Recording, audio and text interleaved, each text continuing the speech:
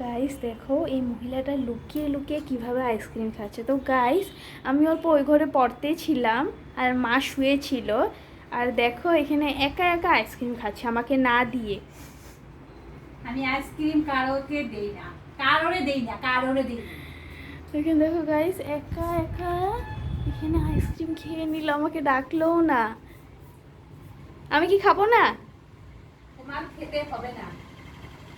তো গাইস তোমরা কমেন্ট বলো যে আমাকে কেন খেতে দিচ্ছে না। তাই তোমরা কমেন্ট করে বলো ছোট মানুষের আইসক্রিম খেতে হয় না। ঠিক আছে, চাইছো যদি একটু তো দিতে হবে, নাহলে তো আমার পেট খারাপ হবে।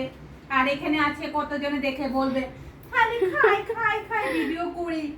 আরে বন্ধুরা, তো না খেয়ে কি করব? খাবো না যদি করবোটা কি?